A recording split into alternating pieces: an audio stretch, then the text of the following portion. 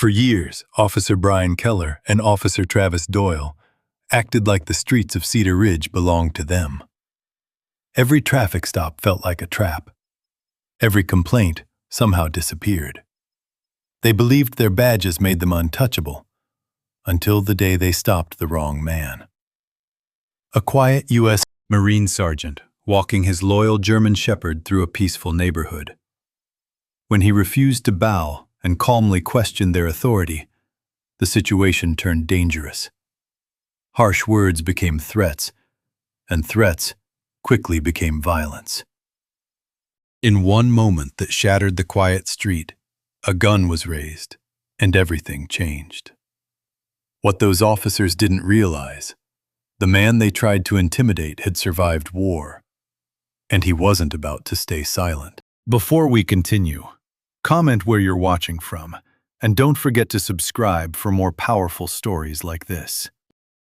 A pale autumn sun hovered above Cedar Ridge, Colorado, while cold mountain air drifted through tall pines and settled over the quiet suburban streets. Sergeant Logan Hayes walked slowly along the sidewalk, the steady rhythm of his boots and the soft padding of paws the only sound in the peaceful neighborhood. Logan Hayes was 42 years old, a former United States Marine Corps sergeant who had spent more than a decade moving through deserts, mountains, and war zones before returning to civilian life. He stood a little over 6 feet tall, with a broad-shouldered, disciplined frame shaped by years of military training. His short, dark brown hair was cut in the practical style he had worn since his first day in uniform, though faint strands of gray had begun to appear near his temples. A narrow scar traced the edge of his left cheekbone, a quiet reminder of an explosion during his final deployment in Helmand Province. Logan's steel-blue eyes carried the calm alertness of someone who had learned to read danger long before it arrived. Those who knew him often described him as patient and controlled. Combat had taught him that anger clouded judgment, and judgment was often the difference between survival and loss. Beside him walked Ranger, the one companion who understood that silence better than anyone. Ranger was a 6-year-old German shepherd with rich amber-brown fur and a dark black saddle across his back, a powerful working dog with intelligent eyes and upright ears that rarely missed a movement around him. Ranger had once served in a police canine training program before being retired after his handler was injured in an accident. Logan adopted him 3 years earlier, and the two had formed a quiet bond that felt almost instinctive. Ranger moved close to Logan's leg with the discipline of a trained partner, his stride matching Logan's pace as though the rhythm had been practiced thousands of times. The neighborhood around them looked peaceful enough to belong to another world entirely. Cedar Ridge was a small mountain town tucked into the foothills of Colorado, a place where pine forests met quiet residential streets lined with modest houses built decades earlier. A few residents worked in their yards or watered flowers along their porches, and the distant smell of wood smoke drifted through the cool afternoon air. For Logan, the calm felt unfamiliar in a way he still hadn't fully adjusted to. War zones never truly slept, but Cedar Ridge did. Ranger's ears twitched first. The low hum of an approaching engine rolled around the corner and slowly moved closer. Logan glanced over his shoulder as a black and white Cedar Ridge Police Department cruiser eased along the curb behind him. The vehicle slowed until it stopped a few feet away. The driver stepped out first. Officer Brian Keller was 38, a thick-necked man with a stocky build that strained slightly against his uniform. His blonde hair was cut short in a rough buzz style, and pale blue eyes sat beneath heavy brows that gave him a permanently irritated expression. Keller had spent nearly a decade on the Cedar Ridge police force and had developed a reputation for being aggressive in situations that rarely required aggression. Some people in town respected his confidence. Others quietly avoided him. The passenger door opened next. Officer Travis Doyle stepped out more casually. Doyle was younger, 34, leaner than Keller, with sharper facial features and dark brown hair combed neatly to one side. His posture carried a faint hint of sarcasm, the kind that suggested he enjoyed testing people just to see how they reacted. Before joining the department, Doyle had briefly worked as a corrections officer in a county jail, and that experience had left him with a habit of assuming the worst about strangers. "Afternoon," Keller said, his voice firm but not friendly. Logan stopped walking and turned calmly toward them. "Afternoon." Doyle glanced briefly at Ranger before returning his attention to Logan. "Mind answering a few questions?" Logan shrugged lightly. "Depends on the questions." Keller stepped closer. "We've had reports of someone suspicious walking around the neighborhood." Logan nodded once, reaching slowly into his pocket. "I live 3 houses down," he said, pulling out his wallet and handing over his identification.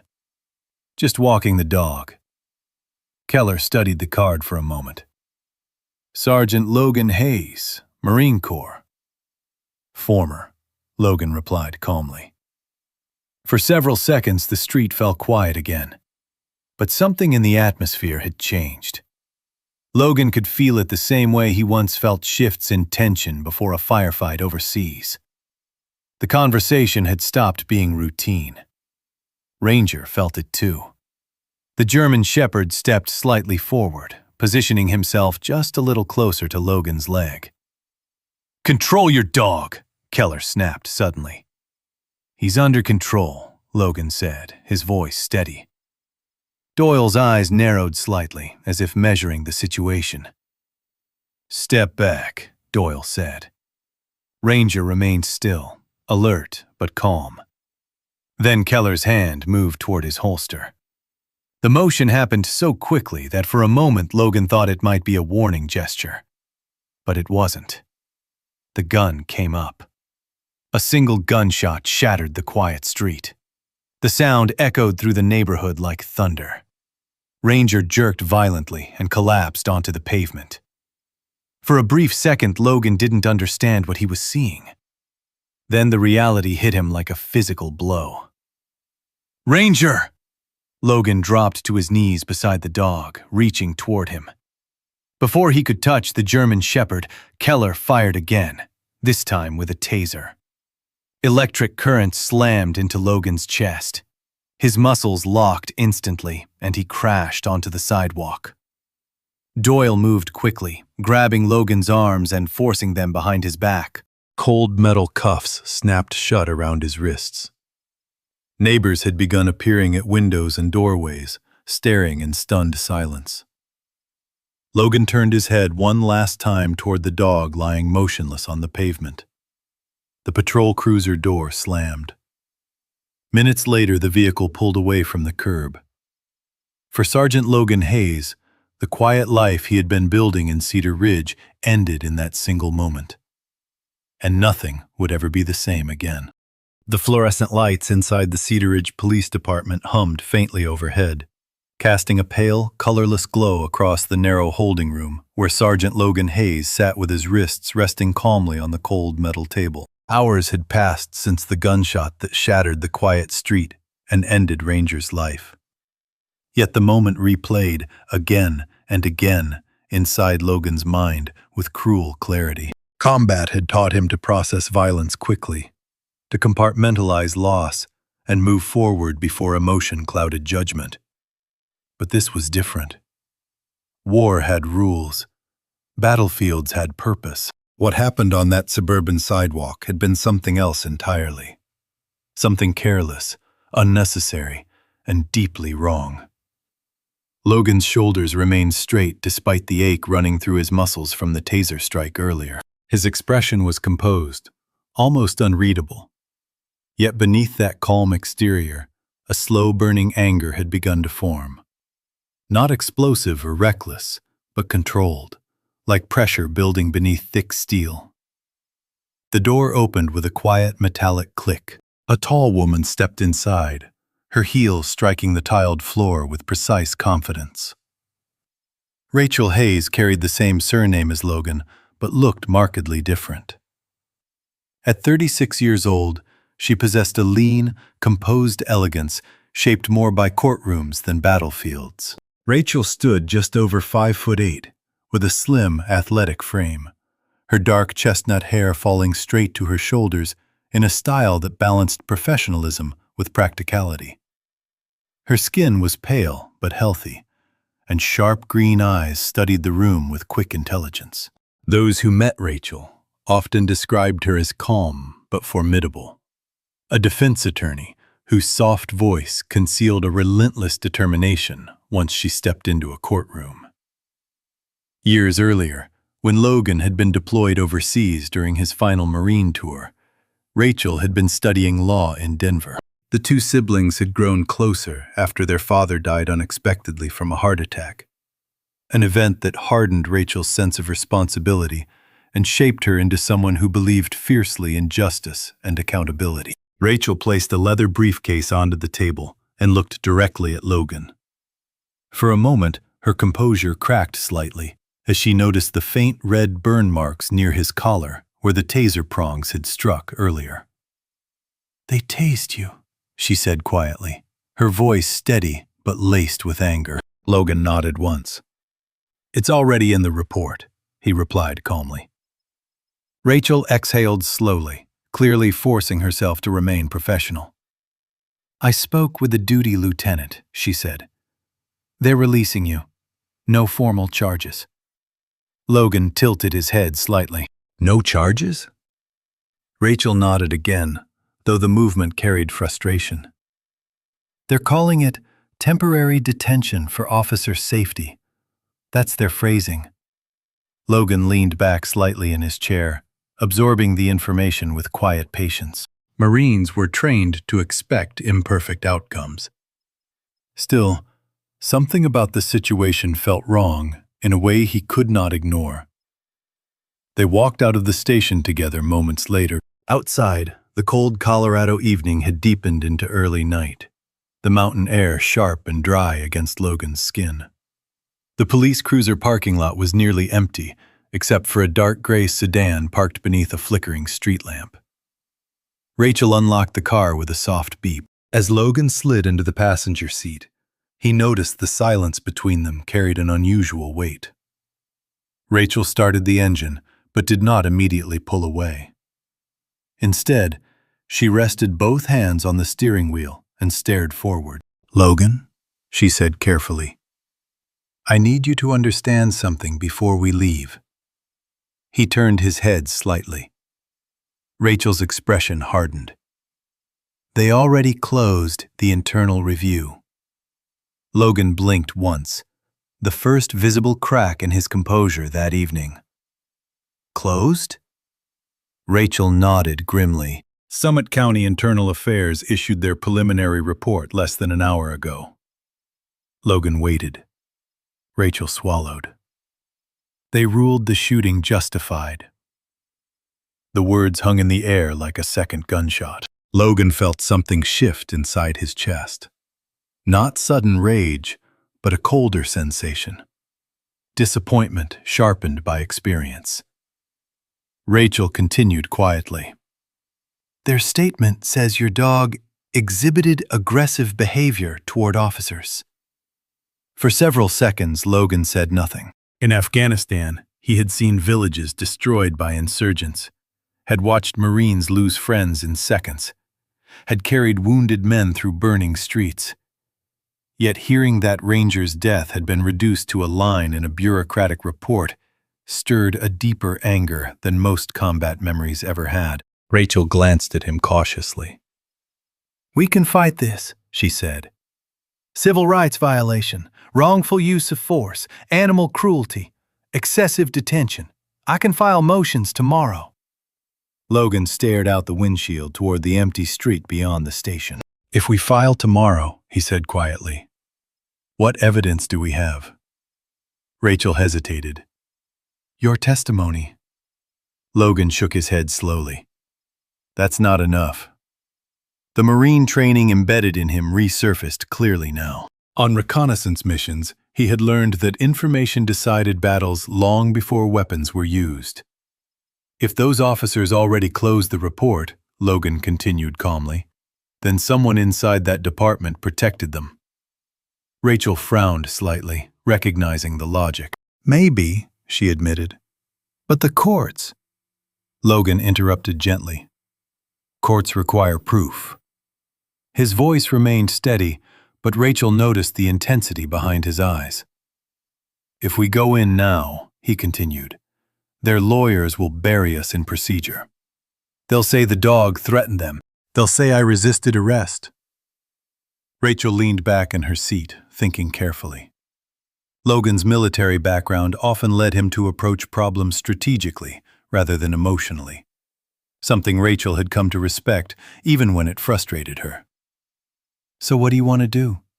She asked finally. Logan rested one elbow on the door and looked out toward the distant mountains barely visible against the dark sky. Observe, he said quietly. Rachel raised an eyebrow. Logan continued. Those two officers didn't act like men who feared consequences. That means they've done things like this before. Rachel's mind immediately shifted into investigative mode. You think they have complaints on record? Logan nodded once. And if they do, those records will tell us where to start. Rachel considered this carefully. After several seconds, she gave a slow nod. All right, she said. We start gathering everything. Logan exhaled quietly, the first hint of resolution settling into his posture. For the first time since the gunshot, his mind felt focused again. The drive from Cedar Ridge to Logan's small house on the edge of town took less than 15 minutes. The house sat near a quiet line of pine trees overlooking a narrow valley where fog sometimes gathered in early mornings. Logan stepped out of the car and paused for a moment before approaching the porch. Ranger's leash still hung beside the front door, swaying gently in the cold wind. Rachel watched him from the driveway, but said nothing. She understood grief came differently for soldiers. Logan finally stepped inside. The house felt emptier than he remembered. He looked down at the leash again. Then he said quietly, "If the system won't tell the truth, we'll make it." And that was the moment Sergeant Logan Hayes decided the fight for justice had only just begun. Winter arrived early in the foothills around Cedar Ridge, and cold wind moved through the tall pine trees like a quiet warning that something beneath the calm surface of the town was beginning to change. In the weeks following Ranger's death, Sergeant Logan Hayes settled into a routine that looked ordinary from the outside, but was anything but. Logan had spent most of his adult life in the U.S. Marine Corps, learning how to observe people, terrain, and patterns long before conflict erupted. In reconnaissance units, patience was not just a virtue, it was survival. Now that same discipline guided him through a quieter battlefield. Each morning he woke before sunrise, brewed black coffee in the small kitchen of his house overlooking the valley, and reviewed the notes he had been gathering about Officers Brian Keller and Travis Doyle. Logan had always been methodical, but the absence of Ranger's quiet presence beside him left a hollow silence in the house that sharpened his focus. Anger still lingered somewhere deep in his chest, but he refused to let it turn reckless. Violence had taken enough already. What he needed now was proof. Rachel Hayes worked just as tirelessly. After returning to Denver, she began combing through public records and court filings connected to the Cedar Ridge Police Department. During one late evening phone call, she told Logan about the first irregularity she discovered. Keller's name appears in 4 excessive force complaints, she explained, her voice steady through the speaker. None of them ever went to trial. Logan leaned against the kitchen counter while she spoke. Why not? Rachel hesitated. Every case was dismissed due to insufficient evidence. Logan understood what that meant. Complaints without proof were easy to bury. Doyle's record told a similar story. 2 accusations of unlawful detention, both quietly closed by internal review. None of it was enough to win a courtroom battle. But the pattern confirmed Logan's instinct. The men who killed Ranger had been protected before. Logan began reaching out quietly to people mentioned in those complaints. One of them agreed to meet him at a small diner just outside Cedar Ridge called Silver Pine Cafe, a narrow roadside restaurant known mostly to locals and truck drivers passing through the mountains. The man who walked through the door that afternoon was Terrence Briggs, a tall African-American mechanic in his mid-40s, with shoulders like a former linebacker and hands scarred from decades of working with heavy machinery. Terrence stood nearly 6'4" and carried himself with the quiet dignity of someone who had learned to control his temper through long years of hardship. His beard was thick and flecked with gray, and his deep brown eyes held the tired patience of a man who had seen too much unfairness to be surprised by it anymore. When Logan introduced himself, Terrence studied him carefully before sitting down. "You're the Marine they arrested," he said quietly. Logan nodded once. Terrence leaned back in the booth and exhaled slowly. "Those 2 officers stopped me last year," he explained. "Said my truck matched a stolen vehicle description. They pulled me out in front of my kids." Logan listened without interrupting. Terrence continued, voice steady but heavy with old anger. "When I asked why they were searching my truck without a warrant, Keller shoved me against the hood. The charges had been dropped days later when nothing illegal was found. But Terrence still remembered the humiliation. "I filed a complaint," he said. "Never heard a word about it again." Logan thanked him for speaking openly. Terrence shrugged. "Doesn't change anything." Logan looked him directly in the eye. "Maybe this time it will." That conversation strengthened Logan's resolve. Over the next several days, he installed security cameras throughout his house and property, with the precision of a man setting up defensive positions. 2 cameras faced the front entrance from separate angles. Another monitored the garage. A small, motion-activated lens overlooked the side yard, where a narrow path ran between the house and the pine trees beyond. Logan chose models with high-resolution night recording and encrypted storage, equipment normally used by private security contractors protecting corporate facilities. Every wire was hidden, every angle carefully calculated. Logan knew that if Keller and Doyle suspected he was collecting evidence against them, intimidation would likely follow. And when it did, the truth would finally have witnesses. The opportunity came sooner than expected. Late one Friday night, the wind rattled the pine branches outside Logan's house, while snow began drifting down from a dark sky. Logan sat in the living room, reviewing documents, when headlights appeared through the window. The engine of a familiar police cruiser idled in the driveway. Logan remained still for a moment, recognizing the vehicle even before he saw the silhouettes inside. Keller stepped out first. The officer's heavy frame moved with the casual arrogance of someone used to controlling situations through force. Doyle followed behind him, his thinner build wrapped in a dark winter jacket, the faint smirk on his face visible even under the porch light. Logan stood slowly and walked toward the door. The cameras were already recording.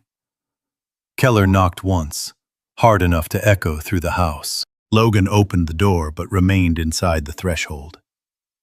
"Evening," he said calmly. Keller's pale eyes narrowed. "We need to talk."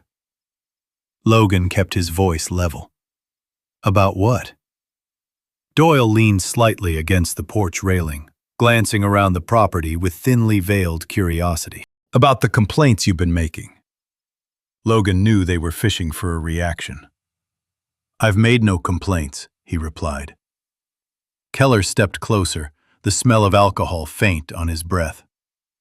"Funny," he said, voice low. "We've been hearing your name around town."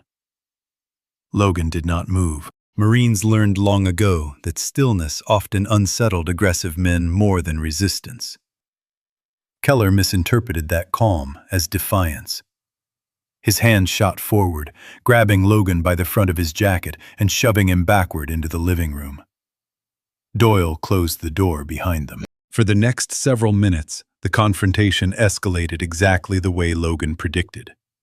Keller accused him of harassing officers. Doyle laughed and circled the room as though inspecting the house for imaginary evidence. When Logan refused to argue, Keller lost patience and drove a hard fist into Logan's ribs. The pain was sharp, but controlled. Logan remained standing. "You think you're smarter than us," Keller muttered, striking him again. Doyle added threats about making Logan disappear into paperwork. Logan said nothing. Every word, every blow, every unlawful step across his living room floor was being captured by the cameras hidden in the walls. Eventually, Keller stepped back, breathing heavily. "Stay out of our business," he warned. Doyle opened the door again, letting the cold wind sweep through the room. Before leaving, Keller pointed one thick finger toward Logan. "Next time you won't be so lucky." Then both officers walked back into the night, convinced they had delivered a warning strong enough to silence him.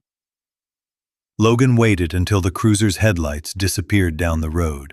Then he turned slowly toward the small black camera mounted above the bookshelf. For the first time since Ranger died, Logan allowed himself a quiet breath of relief. Because now the truth was finally on record. And the trap had closed. A gray winter morning settled over Cedar Ridge as low clouds pressed against the mountains, and the quiet town began to stir with rumors that something long hidden was about to surface. 3 days after the night Keller and Doyle stormed his home, Sergeant Logan Hayes sat at the same wooden kitchen table where he had once shared early morning coffee with Ranger before long walks through the neighborhood. The house still felt strangely incomplete without the steady weight of the German Shepherd moving quietly beside him. Logan had grown accustomed to silence during deployments overseas, but this silence carried memory instead of calm. His steel blue eyes rested on the laptop screen in front of him as the video played again. The footage was sharp and unmistakable. Officer Brian Keller forcing his way through the door, Travis Doyle following.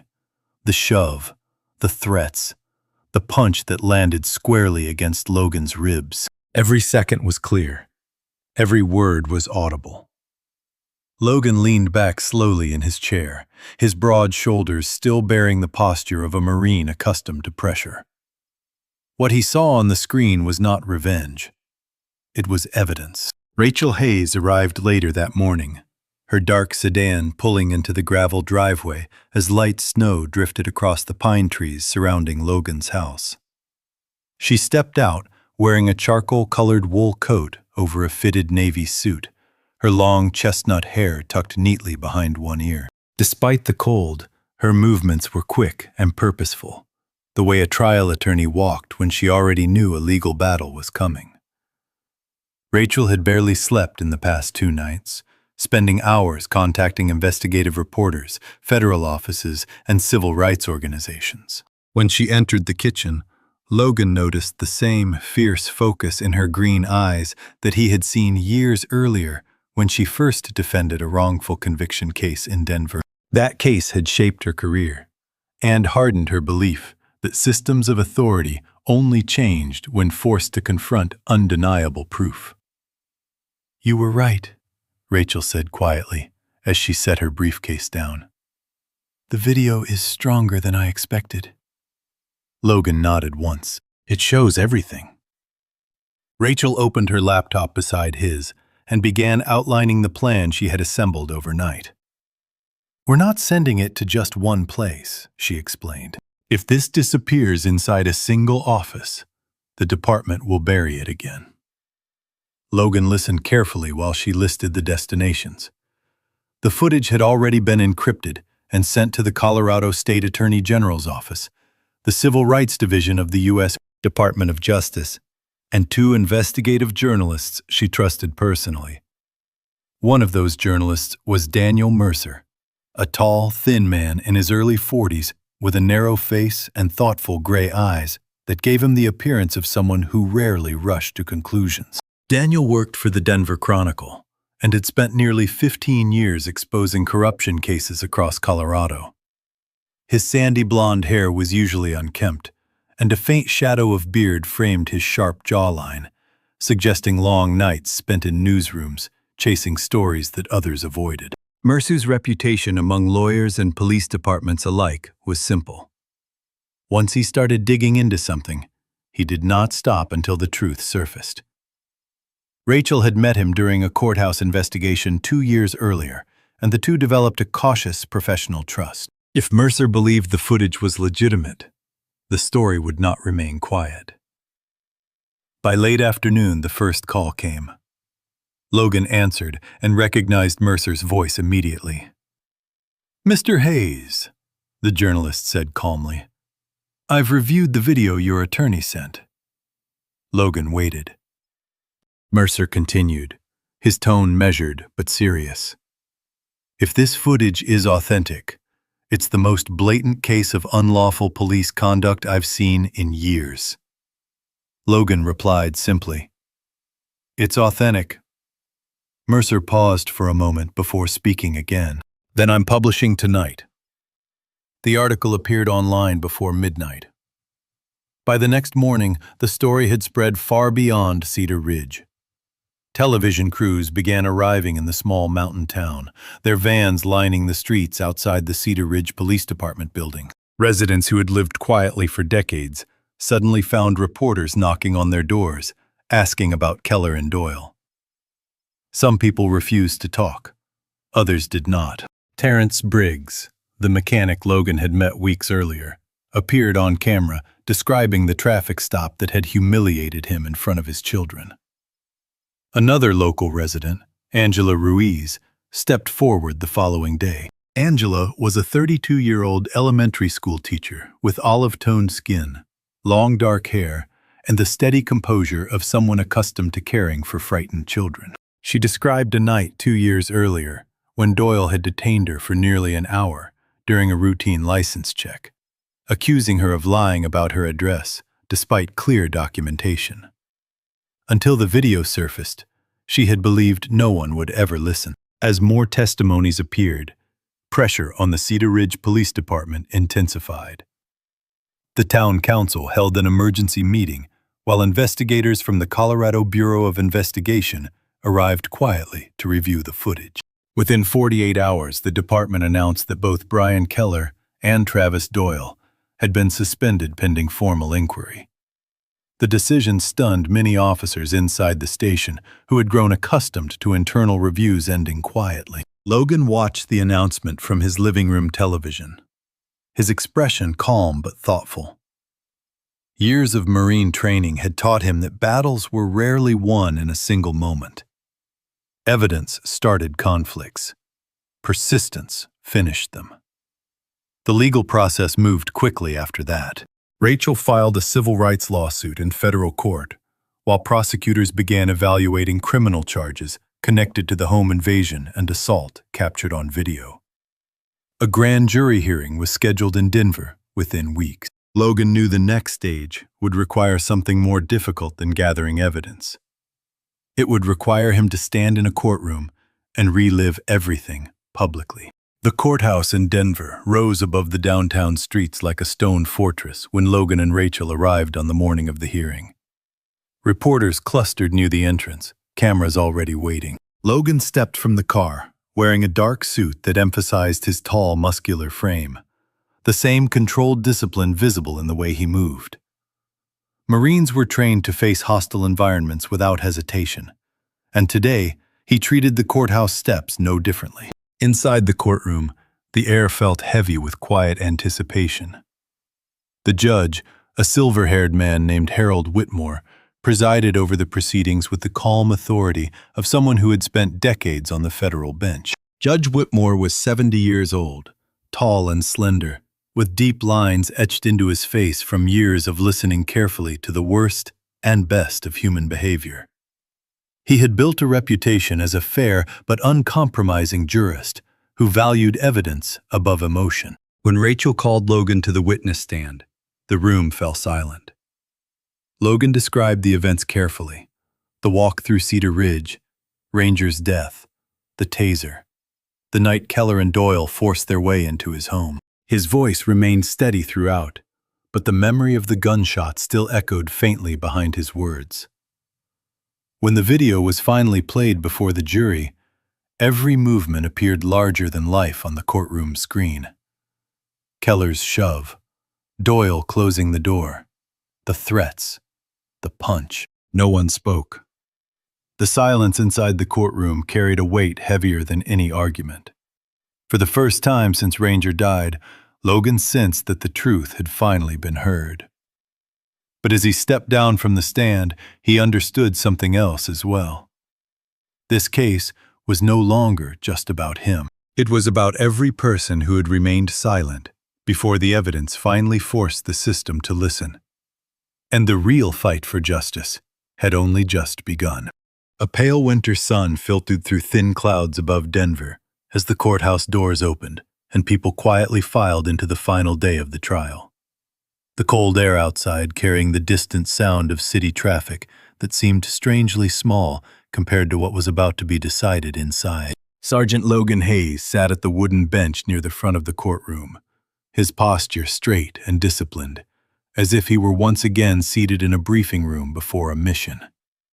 Even in a dark charcoal suit, Logan still carried the unmistakable presence of a Marine. His broad shoulders filled the back of the bench, his short dark hair neatly combed, but still carrying that military precision.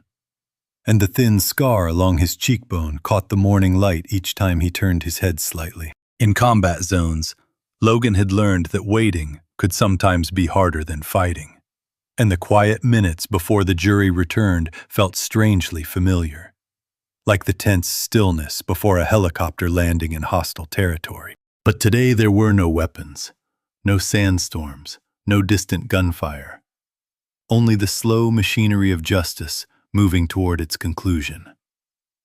Rachel Hayes sat beside him, a thick legal folder resting on her lap. Her expression remained calm, but Logan noticed the subtle tension in the way her fingers tapped the corner of the folder. Rachel had spent the past several weeks building the case piece by piece, interviewing witnesses, reviewing police department records, and preparing arguments that forced the court to confront what had happened inside Logan's home. She looked different today than she had during the early hearings, more focused, more certain. Years earlier, Rachel had taken on her first civil rights case in Denver after defending a young man wrongly accused of assault. That experience had shaped the attorney she became. Patient, relentless, and unwilling to allow authority to hide behind procedure. As the courtroom doors closed behind the last group of spectators, she leaned slightly toward Logan. "No matter what happens," she said quietly, "the truth is already out." Logan nodded once. In the Marines, he had learned to accept outcomes with calm discipline. Today would be no different. Across the room, Brian Keller and Travis Doyle sat at the defense table beside their attorneys. Keller looked noticeably smaller than he had during the early hearings. Without the confidence of a police uniform, his heavy frame slouched slightly forward. Thick hands clasped tightly together, as if he were trying to hold on to something already slipping away. The rough stubble along his jaw had grown uneven during the trial, and the restless arrogance that once defined his behavior had been replaced by tight, nervous movements. Doyle, sitting beside him, appeared thinner than Logan remembered from the night of the confrontation. His dark hair was combed carefully, but his narrow face carried a pale tension, his lips pressed into a thin line that suggested frustration mixed with fear. For the first time since the case began, both men looked less like officers and more like defendants, facing consequences they had never expected. When the courtroom door behind the jury box opened, everyone rose.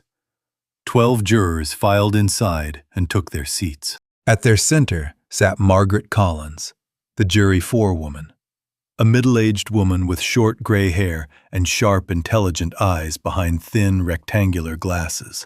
Margaret worked as a high school history teacher in a nearby Denver suburb, known among her students for demanding careful reasoning and evidence before accepting any conclusion.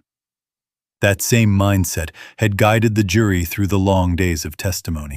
As she sat upright in the forewoman's chair, her expression remained composed but firm. Judge Harold Whitmore entered moments later and took his seat behind the bench. The aging judge adjusted his glasses and looked across the courtroom with the quiet authority that had defined his decades on the federal bench. "Has the jury reached a verdict?" he asked calmly. Margaret Collins stood. "Yes, Your Honor." The courtroom seemed to hold its breath. Rachel's hand rested lightly on the edge of the table, but she did not look at Logan. She kept her eyes forward, the way experienced attorneys often did when they already understood what the evidence had shown. Judge Whitmore nodded once. "Please read the verdict." Margaret unfolded the document slowly. Her voice was steady as she began. "In the matter of the United States versus Brian Keller and Travis Doyle, the jury finds the defendants guilty of unlawful use of force." Keller's shoulders sank slightly. Doyle closed his eyes briefly. Margaret continued. "Guilty of unlawful entry and violation of civil rights." A quiet murmur moved through the gallery. "Guilty of aggravated assault." The words echoed softly through the courtroom. For several seconds, no one spoke. Logan remained still. Marines were trained to absorb outcomes without outward display, and he held that discipline now. Yet somewhere deep in his chest, he felt a subtle shift. Something not quite relief, not quite satisfaction, but a quiet recognition that the truth had finally been acknowledged. Judge Whitmore studied the verdict before speaking again. "The court accepts the jury's findings." He paused briefly, looking toward the two defendants. "Brian Keller and Travis Doyle abused the authority entrusted to them as officers of the law. This court cannot ignore the seriousness of those actions." Keller stared downward at the table. Doyle's hands trembled slightly as he gripped the edge of his chair. The judge continued, his voice firm but measured. "Both defendants are hereby sentenced to multiple years in federal prison and permanently barred from serving in law enforcement." The courtroom erupted into low murmurs as spectators reacted to the ruling. Some people whispered in relief. Others remained silent, absorbing the gravity of what had just happened. Rachel finally allowed herself a slow breath, the tension leaving her shoulders. She turned toward Logan with a small, tired smile. "It's done," she said quietly. Logan nodded, but inside he knew the verdict did not feel like victory. It felt like closure. Late that afternoon, Logan drove back toward Cedar Ridge alone. Snow had begun falling lightly again, dusting the mountain roads with a thin white layer that glowed softly in the fading sunlight. Instead of turning toward his house, Logan continued driving until he reached the small animal cemetery just outside town. The cemetery sat near a cluster of tall pine trees overlooking a quiet valley where the wind carried the scent of cold earth and evergreen needles. Logan stepped out of the truck and walked slowly toward a small row of freshly placed markers. Ranger's headstone stood among them. The marker was simple gray stone, engraved with the name Ranger and the words, "Loyal until the end." Logan knelt down and placed a small photograph against the base of the stone. The picture had been taken the previous summer in his backyard. Ranger stood beside him in the sunlight, ears alert and eyes bright with the steady intelligence that had always defined the dog. The wind moved softly through the pine trees. For a long moment, Logan said nothing. Then he finally spoke, his voice low and steady. "Justice came, partner." The words carried no anger, no triumph, only quiet respect. Logan stood up slowly and looked across the valley where the evening sky was beginning to darken. Then he turned away from the headstone. And this time, Sergeant Logan Hayes did not look back. Sometimes justice does not arrive in the way we expect. It does not always come quickly, and it rarely comes without pain. But moments like this remind us that truth has a strange way of finding its voice, even when people try to hide it. Even when the system seems silent, something greater often moves quietly behind the scenes. Many people would call that perseverance. Others call it faith. For many of us, it feels like the quiet hand of God reminding us that darkness never truly wins in the end. In our daily lives, we may face moments when the world feels unfair, when good people are hurt, when loyalty and kindness seem to go unnoticed. But stories like Logan and Ranger remind us that courage, patience, and truth still matter. Sometimes the miracle is not something dramatic. Sometimes the miracle is simply that the truth survives long enough to be heard. If this story touched your heart, take a moment to share it with someone who might need a reminder that justice and faith still exist in this world. Your share could bring encouragement to someone going through a difficult time. Tell us in the comments where you are watching from and what part of the story stayed with you the most. Reading your thoughts helps build a community of people who still believe in kindness, courage, and doing what is right. If you enjoy stories like this about loyalty, justice, and the bond between people and their dogs, consider subscribing to the channel so you do not miss the next story. And wherever you are today, may God watch over you, protect your family, and bring peace to your home.